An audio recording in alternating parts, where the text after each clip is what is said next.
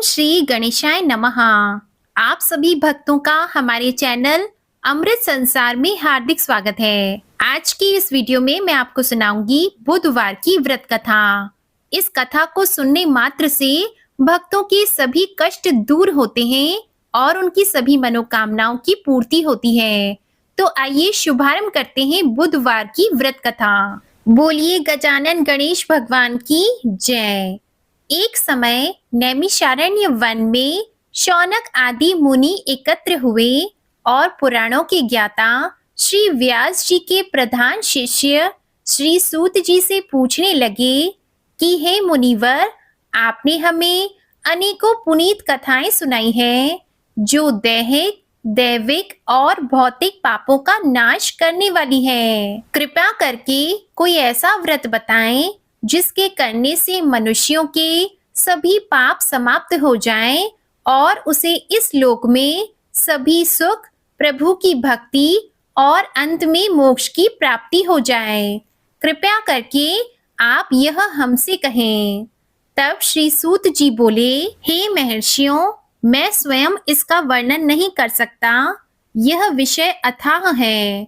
आपके सामने मैं एक सुंदर इतिहास कहता हूँ जिसे महर्षि वशिष्ठ जी ने राजा मानधाता को कहा था। अब मैं उसी को आपसे कहता हूँ। महाराजा मानधाता अपनी सभा में बैठे हुए थे। उसी समय महर्षि वशिष्ठ पधारे। सम्राट को महर्षि के आगमन की सूचना द्वारपाल द्वारा प्राप्त होने पर महाराज ने अपने प्रधान सभासदों सहित राजद्वार पर उपस्थित होकर महर्षि वशिष्ठ का स्वागत सत्कार किया तथा उन्हें सुंदर आसन पर विराजमान कराकर निवेदन किया कि हे प्रभु, मेरे लिए योग्य सेवा बताएं। श्री वशिष्ठ जी बोले, हे राजन, मैं घूमते हुए आपके राज्य में आ गया था। आप सबको स्वस्थ प्रसन्न देखकर मुझे बड़ी प्रसन्नता हुई। आप सब सकुशल तो हैं?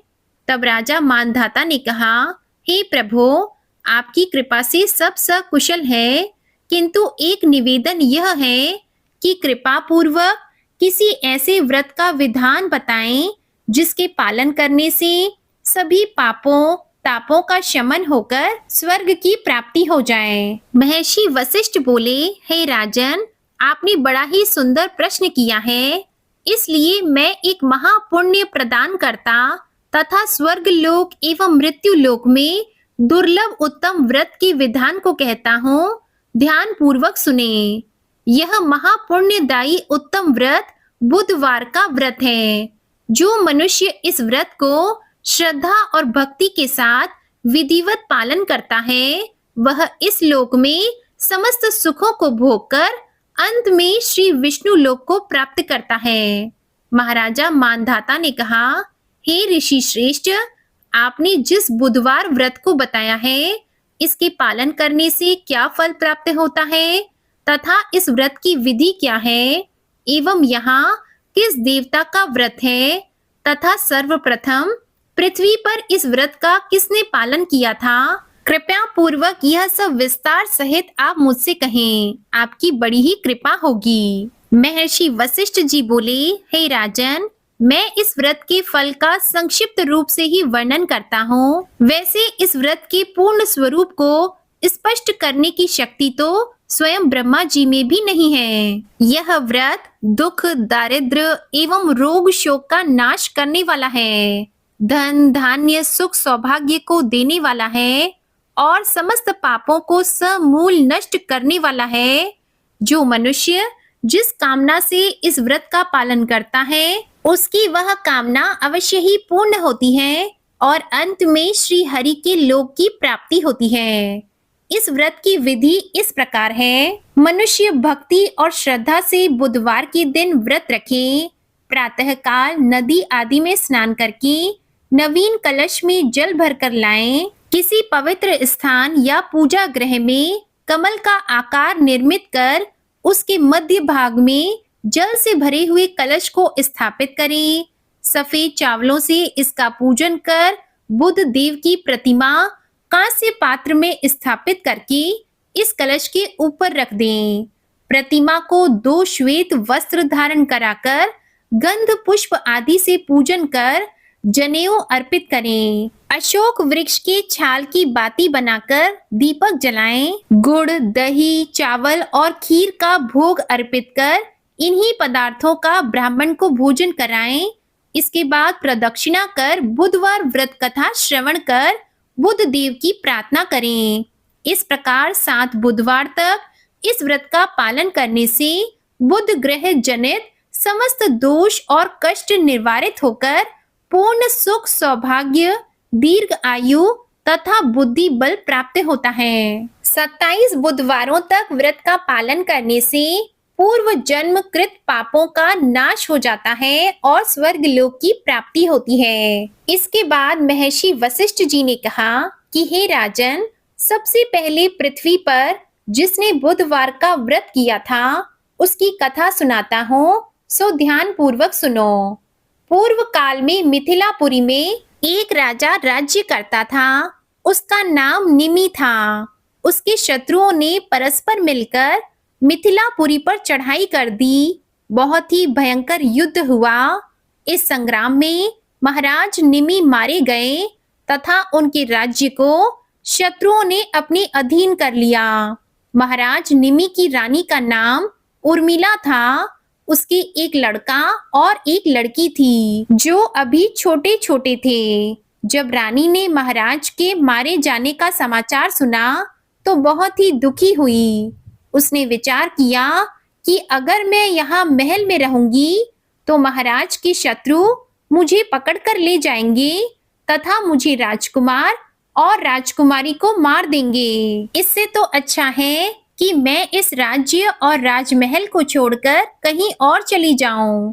रानी ने ऐसा विचार करके अपने पुत्र और पुत्री को लेकर राजमहल के गुप्त दरवाजे से बाहर निकल गई। रानी उर्मिला अपने पुत्र और पुत्री को लेकर अन्न वस्त्र की चिंता करती हुई चारों ओर विचरण करने लगी।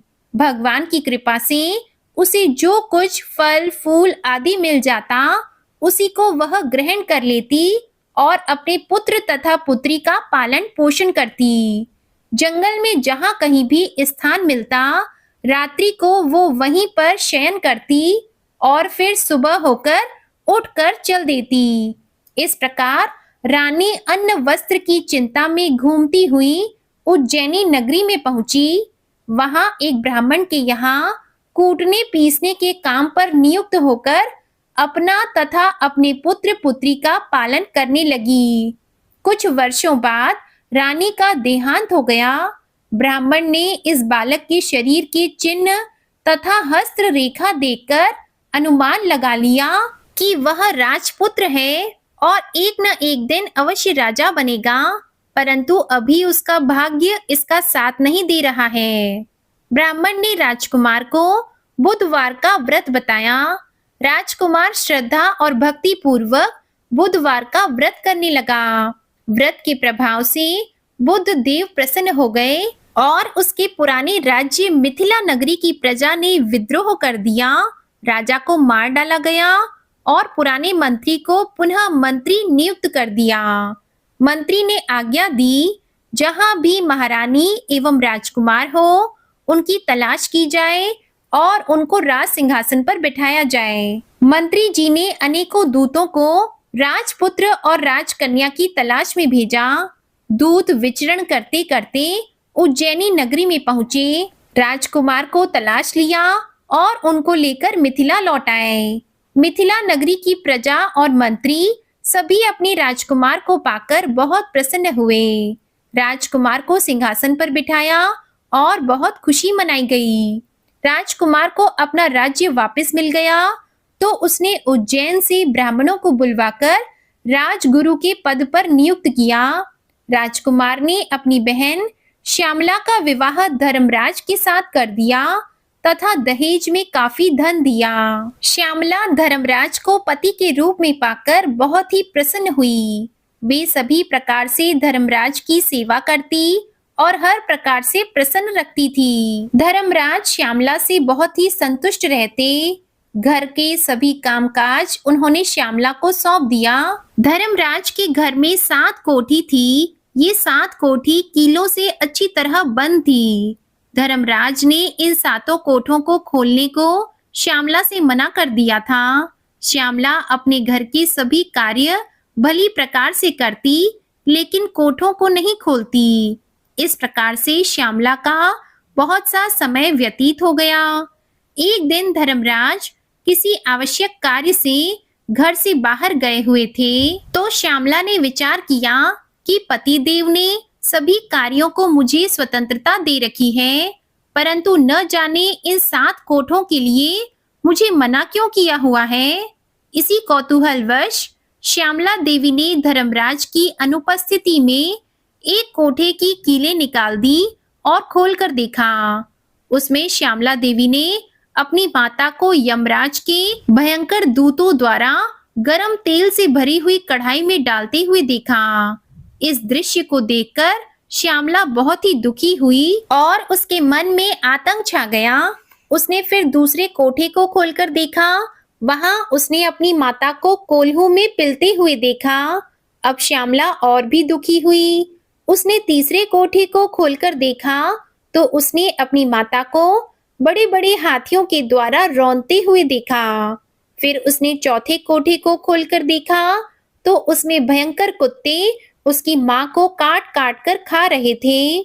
जब उसने 5वें कोठे को खोलकर देखा तो श्यामला की माँ कंठ से पकड़ी हुई निचोड़ी जा रही थी। अब श्यामला ने 6वें कोठे को खोलकर देखा। वहां उसकी माता काट के समान छिली जा रही थी। 7वें कोठे में उसकी माता के ऊपर बड़ी बड़ी शिलाएं फेंकी जा रही थी। उन सबको देखकर श्यामला को बहुत ही दुख हुआ। अपनी माता के दुखों को देखकर श्यामला अत्यंत शोकग्रस्त हो गई। जब धर्मराज लौट कर आए और उन्हें श्यामला की ऐसी दीन दशा देखी तो उन्होंने पूछा, तुमने कोठे को खोलकर तो नहीं देखा? मैंने तुमसे उन 7 कोठों को खोलने के लिए मना कर दिया था। तो श्यामला ने अपना सर धर्मराज के चरणों में रख दिया और प्रार्थना की कि हे नरेंद्र, मेरी माता ने ऐसा कौन सा पाप किया है जिसके कारण वह इस प्रकार से नरक की यातनाएं सहन कर रही है। धर्मराज बोले, श्यामला, तुम्हारी माता ने तुम्हारे और तुम्हारे भाई के स्नेह में वशीभूत होकर एक दिन ब्राह्मण के 7 गेहूं के दाने चुरा लिए थे। प्रथम तो चोरी ही महापाप है, उस पर भी ब्राह्मण के अन्न की चोरी करने से 7 कुल दग्ध होते हैं। इसी से तुम्हारी माँ 7 प्रकार के नरक भोग रही है। श्यामला हाथ जोड़कर बोली कि हे नाथ, ऐसा कोई उपाय बताएं जिससे मेरी माँ का उद्धार हो जाए और वो इस कष्ट को ना भोगे। मैं अपनी माता के कष्ट को नहीं देख सकती। तब धर्मराज बोले, हे देवी, पूर्व जन्म में तुम ब्राह्मणी थी। उस जन्म में तुमने बुधवार का व्रत किया था तथा अपनी सखियों को भी बुधवार का व्रत करवाया था। इस जन्म में भी तुम बुधवार का व्रत कर रही हो। इस व्रत के प्रभाव से ही समस्त सुख आपको प्राप्त है। अब आप सत्य प्रतिज्ञा करके इस जन्म के बुधवार के व्रत के पुण्य को मेरे सम्मुख अपनी माता को दे दो। ऐसा करने से आपकी माता के कष्ट की समाप्ति हो जाएगी और उन्हें उत्तम सुख प्राप्त होंगे। श्यामला ने ऐसा ही किया और पुण्य के मिलते ही श्यामला की माँ उर्मिला पीड़ा से मुक्त होकर दिव्य शरीर धारण करके स्वर्ग लोक को चली गई। भगवान विष्णु के दूत सुंदर विमान लेकर उसे लेने के लिए आए। इस दृश्य को देखकर श्यामला ने बहुत ही आनंद मनाया और आगे भी बुधवार का व्रत करती रही। इस कथा को सुनकर महाराज मानधाता ने बहुत ही सुख माना तथा वशिष्ठ जी की बहुत प्रकार से सेवा की तथा बुधवार का व्रत कर इस लोक में अनेकों प्रकार के सुख भोग कर अंत में दुर्लभ मोक्ष की प्राप्ति की। बोलिए विष्णु भगवान की जय, गणेश भगवान की जय।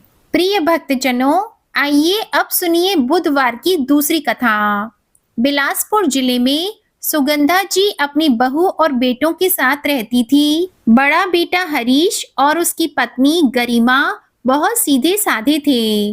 वहीं सुगंधा जी का छोटा बेटा रमेश और उसकी पत्नी कविता बहुत तेज स्वभाव के थे। एक दिन सुगंधा जी ने अपने दोनों बेटों को बुलाकर कहा कि बेटा, बहुत बूढ़ी हो गई हूँ, इसलिए मैं चाहती हूँ कि यह घर और कपड़े की दुकान तुम दोनों में बराबर बांट दो। यह सुनकर हरीश ने कहा कि माँ जी, आप परेशान क्यों हो रही हैं? हमें कुछ नहीं चाहिए, जैसा चल रहा है चलने दीजिए। इसी बीच कविता बोल पड़ी, माँ जी, यह घर और दुकान दोनों गिरवी पड़े थे। मेरे पति ने मेहनत करके सारा कर्ज चुकाया, इसलिए यह घर और दुकान हमारी है, इसमें किसी का हिस्सा नहीं है। हम तुम्हें इस मकान में रहने दे रहे हैं, यह काफी है। यह सुनकर सुगंधा जी ने गुस्से में कहा, बहू, यह तुम क्या कह रही हो? दोनों भाई दुकान में बराबर मेहनत करते हैं, फिर यह सब तुम्हारा कैसे हो गया? उनकी बात सुनकर रमेश बोला, माँ, भैया इतने सीधे हैं, इन्हें दुकानदारी के बारे में कुछ पता नहीं है। अगर मैं दुकान नहीं संभालता तो यह तो अब तक पूरी दुकान लुटा चुके होते। इसलिए कविता जो कह रही है वही सही है। आप सबको यहाँ रहना है तो रहो, नहीं तो आपकी मर्जी। यह सुनकर सुगंधा जी रोने लगी। तब गरिमा ने कहा, माता जी, आप क्यों रो रही हो? जो हमारी किस्मत में है वही सब आप इन्हें दे दीजिए और हमारे साथ चलिए। सुगंधा जी और हरीश ने गरिमा की बात मान ली। तब सुगंधा जी ने कहा, ठीक है, मैं अपना सब कुछ छोड़ देती हूँ, लेकिन अपने गणपति जी को इस घर में नहीं छोड़ सकती। मैं दिन रात उनकी पूजा करती हूँ। बहू, मुझे तुझसे कुछ नहीं चाहिए, बस गणपति जी की मूर्ति मुझे दे दो। तब कविता ने कहा कि हाँ माँ जी, आप ले जाइए अपने गणपति जी को, वैसे भी मेरे पास पूजा पाठ करने का समय नहीं है। गणपति जी की मूर्ति लेकर तीनों घर छोड़कर चले गए। हरीश बहुत परेशान था। वह सोच रहा था कि अपनी माँ और पत्नी को कहाँ लेकर जाऊं। इसी सोच विचार में वे तीनों चलते चलते एक पेड़ के नीचे जाकर बैठ गए। हरीश बहुत परेशान था। उसे परेशान देखकर गरिमा ने उससे कहा, आप क्यों परेशान हो रहे हो? सब ठीक हो जाएगा। लेकिन जब विघ्नहर्ता साथ हो तो विघ्न कैसे रह सकता है? कुछ समय बाद गांव के मुखिया वहां आए। उन्होंने पूछा, आप लोग कौन हैं? हमने आपको पहले इस गांव में नहीं देखा। हरीश ने उन्हें सारी बात बता दी। मुखिया ने सुगंधा जी के हाथ में गणेश जी की मूर्ति देखी और वे सारी बात समझ गए। उन्होंने हरीश से कहा, आप इस गांव में रह सकते हैं। मेरे खेतों के पास छोटी सी झोपड़ी है, वह आप रख लीजिए। गणपति जी को भी वहां पर स्थापित कर लीजिए। साथ ही दिन में मेरे खेतों में काम करना और रात में उनकी रखवाली कर लेना। जिसके बदले मैं तुम्हें मजदूरी दे दूंगा, उससे तुम्हारा गुजार बसर हो जाएगा। यह सुनकर सुगंधा जी ने कहा कि मुझे अपने गणपति जी पर विश्वास था और उन्होंने एक ही पल में सारे विघ्न हर लिए। तीनों झोपड़ी में रहने लगे और हरीश मुखिया के खेतों पर काम करने लगा। एक दिन सुगंधा जी पूजा कर रही थी, तभी वह रोने लगी। उन्होंने रोते रोते गणेश जी से कहा, प्रभु, हम कितने सुख में रहते थे और आज मेरे बेटे बहू के सीधेपन के कारण हमारी यह दुर्दशा हो गई। क्या इस संसार में सीधे साधे को ऐसे ही कष्ट भोगने पड़ते हैं? तभी सुगंधा जी ने एक आवाज सुनी और वे झोपड़ी से बाहर आ गई। तो उन्होंने देखा बाहर एक औरत अपने सुंदर से बच्चे के साथ खड़ी थी। पूछने पर उस औरत ने बताया, माँ जी, यह मेरा बेटा बड़ा जिद्दी है, इसे खीर बहुत पसंद है। मैं इसे खीर बनाकर देती हूँ, लेकिन आज ये जिद कर रहा है कि इसे दादी माँ के हाथ से ही खीर खानी है। मेरे तो सास है नहीं, आप इसके लिए खीर बना सकती हैं? सुगंधा जी ने कहा, हाँ क्यों नहीं, मैं इसके लिए अभी खीर बना देती हूँ। यह सुनकर नन्हा बालक बोला, नहीं दादी, मुझे बुधवार के दिन खीर खानी है। आप बुधवार के दिन खीर बनाकर रख देना, लेकिन जब तक मैं खीर ना खाऊं आप भी कुछ मत खाना। उसकी प्यारी सी बोली सुनकर सुगंधा जी ने कहा, ठीक है मेरे बेटे, जैसा तुम चाहो। बुधवार के दिन तुम्हारे लिए खीर बना दूंगी, लेकिन तुम भूल मत जाना। यह सुनकर दोनों माँ बेटे मुस्कुराते हुए चले गए। बुधवार के दिन सुगंधा जी ने खीर बनाई और उस बालक का इंतजार करने लगी। सुबह से शाम हो गई, लेकिन कोई नहीं आया। शाम को गरिमा ने कहा, माँ जी, लगता है वह बालक भूल गया, आप खाना खा लीजिए, अब वह नहीं आएगा।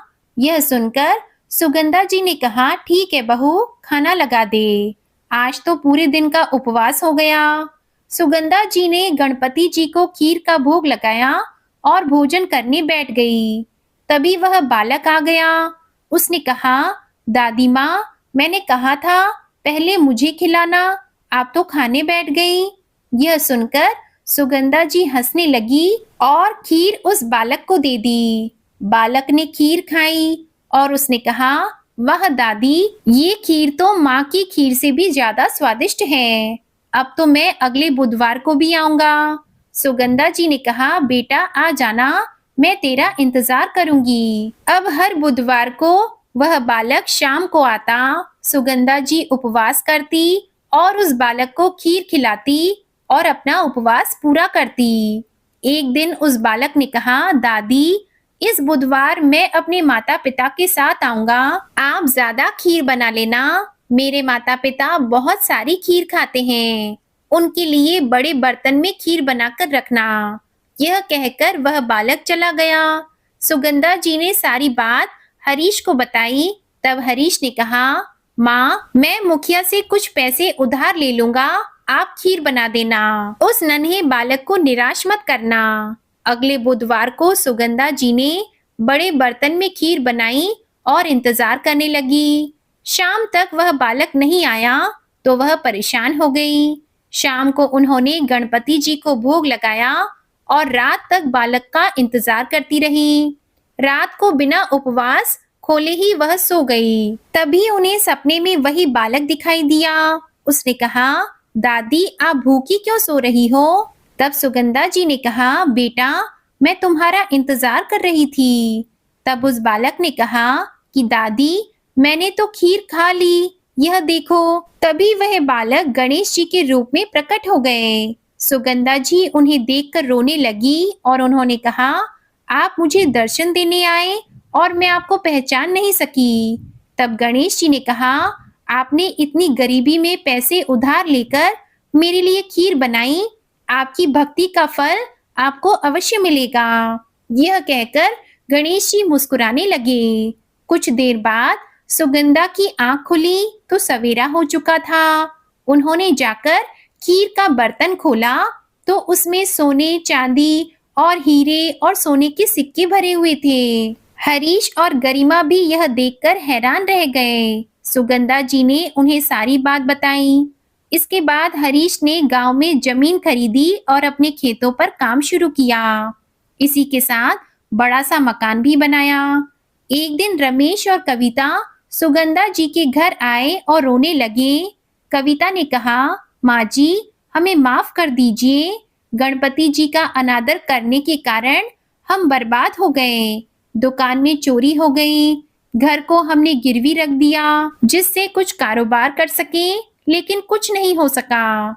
सुगंधा जी ने उन्हें मना कर दिया, लेकिन हरीश और गरिमा ने उन्हें अपने घर में रख लिया। इसके बाद हरीश ने अपना पुराना घर भी वापस ले लिया। इसी तरह सभी हंसी खुशी एक साथ रहने लगे। हे गणपति भगवान, इसी तरह अपने भक्तों के विघ्न हरते रहना। प्रिय भक्तों, ये कथाएं आपको कैसी लगी ये कमेंट बॉक्स में जरूर बताइएगा और चैनल भी सब्सक्राइब कीजिएगा। प्रेम से बोलिए गौरी पुत्र गणेश भगवान जी की जय।